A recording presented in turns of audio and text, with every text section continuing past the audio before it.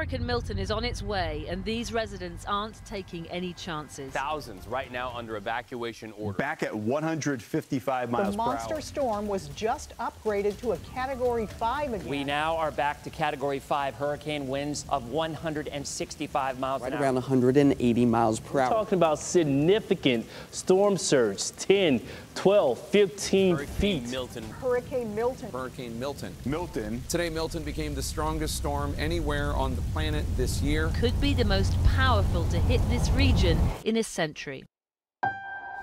Vero Beach is right in the path of a devastating hurricane that's supposed to hit Florida's west coast Wednesday night. Hurricane Milton has been upgraded to a Category 5 storm with winds reaching up to 175 miles an hour. Florida is already ordering evacuations along coastal cities such as Tampa, bracing for 8 to 12 foot storm surges. That type of storm surge and those strong winds are devastating, and my heart goes out to those on the west coast directly in the path of this monster storm. As Hurricane Milton approaches, it's crucial for us here in Vero Beach to understand what to expect and how to stay safe. In this video, I'll walk you through what Milton might bring, how past hurricanes have shaped our community, and what you need to do right now to prepare for this storm. Here in Vero Beach, I'm relatively safe, but we're still preparing for impact. By the time Hurricane Milton reaches us, it's expected to weaken to a Category 1 or 2 hurricane, but even then we can expect significant flooding and damage. As you can see, it's currently noon here on Tuesday, and the ocean and winds are already pretty angry. And we have businesses such as the Ocean Grill right over there on Beachside that is already fixing to get boarded up. I recently made a video on how I prepared for Hurricane Helene, which ended up just missing us. In that video, I covered some general tips on hurricane preparedness, but this time I want to focus on Vero Beach specifically. What areas might flood, which neighborhoods might see the most damage, and what parts of town may be the most protected. There's definitely a sense of urgency here and even some panic. I've seen people putting up shutters all day, gas station lines are long and running few, and folks are panic buying water and other necessities. It's clear everyone is getting ready for some sort of impact from this storm. Now, to estimate what we can expect from Hurricane Milton, I think it's important to look back on past storms that have hit Vero Beach, like Hurricanes Francis and Jean in 2004. These storms hit hard and left a lasting mark on our area. Hurricane Francis made landfall near Stewart early September as a slow-moving Category 2 storm. The combination of wind gusts up to 100 miles an hour and 10 to 15 inches of rain caused severe flooding in Vero Beach. Low-lying areas were hit especially hard, with streets being submerged and homes and businesses taking on water. Power was knocked out for up to 2 weeks in some parts of Vero Beach, and beach erosion here was significant, leaving coastal properties very vulnerable. Then just 3 weeks later, Hurricane Jean hit at a stronger Category 3 storm while we were still recovering from Hurricane Francis. Winds reached up to over 120 miles an hour, and even more rain fell on the saturated ground. This led to worse flooding, rivers overflowing, and even more structural damage. Many homes that had been weakened by Francis were further damaged or even destroyed by Jean. Power outages lasted up to 2 weeks yet again, making the recovery time painfully slow. The combined effect of these two hurricanes was devastating. Some roofs were torn off, trees were downed, and buildings, especially older ones and mobile or modular homes, they suffered the most extensive damage. Beach erosion, which was already critical after Francis, worsened, leaving some coastal properties and road and risk of collapse. In total, these back-to-back storms caused billions of dollars in damages and took a significant toll on the local economy.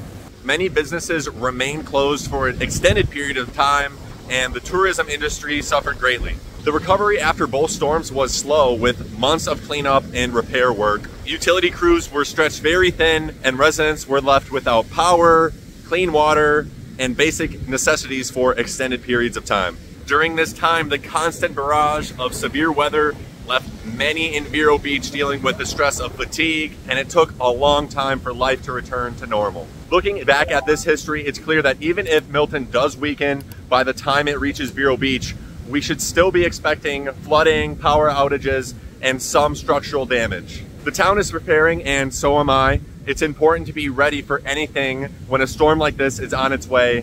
Hurricanes especially can be unpredictable, and they can turn on a dime. That being said, I don't believe Milton will be as devastating as the storms we saw in 2004 like Francis and Jean. Instead, I think it'll be very similar to the recent hurricanes that we had cross the state before reaching us, such as Irma, Matthew, and Wilma.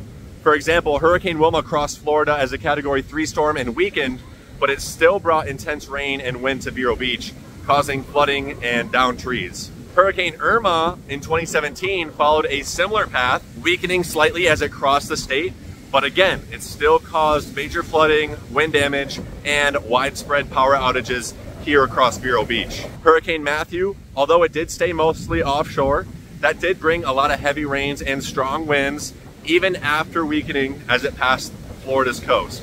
Hurricane Milton is expected to bring similar impacts here in Vero, flooding, power outages, and wind damages, especially in vulnerable areas of Vero Beach like the Barrier Islands, properties near the Indian River Lagoon, and places like Vero Lake Estates. And that brings me to the next topic we're going to talk about in this video, and that is places in Vero Beach that are particularly flood prone.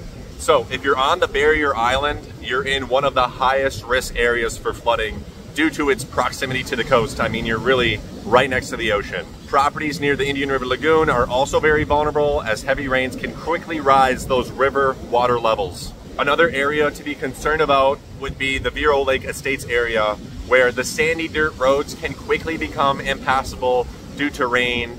Additionally, a large portion of Vero Beach between Atlantic Boulevard and 25th Street Southwest is in flood zone AE, and that is due to the two canals that lead out to the Indian River Lagoon that sandwich that area. While much of Vero Beach is outside of these flood-prone areas, it's always good to be aware of the risk and be prepared. I'll overlay a FEMA map with color-coded flood zones to give you a better idea of the areas most at risk.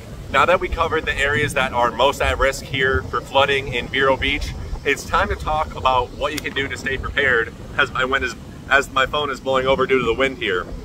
Whether you're in a high-risk flood zone or not at all, taking the right precautions is essential for ensuring your safety here. For Hurricane Milton, like I said, hurricanes can change on a dime and you need to be prepared. One awesome local resource to stay informed and help you throughout this hurricane is going to be the Vero Beach Neighborhood News Facebook page. It's a great spot to get real-time updates, ask questions, and connect with neighbors during these tough times. Whether you're looking for the latest on gas station lines, current stock and availability at grocery stores, or just need the latest advice on last-minute hurricane prep, the community there on that Facebook page is always ready to help. Again, make sure to put up your shutters as soon as possible to protect your windows from flying debris, secure your home and bring any loose outdoor furniture inside, and make sure to clear out your gutters so they drain so you don't prevent a flood or leak on your roof. Also, ensure that you have enough food and water, non-perishable of course, for at least 7 to 10 days per person. The general rule is to have a gallon of water per person per day, so stock up accordingly.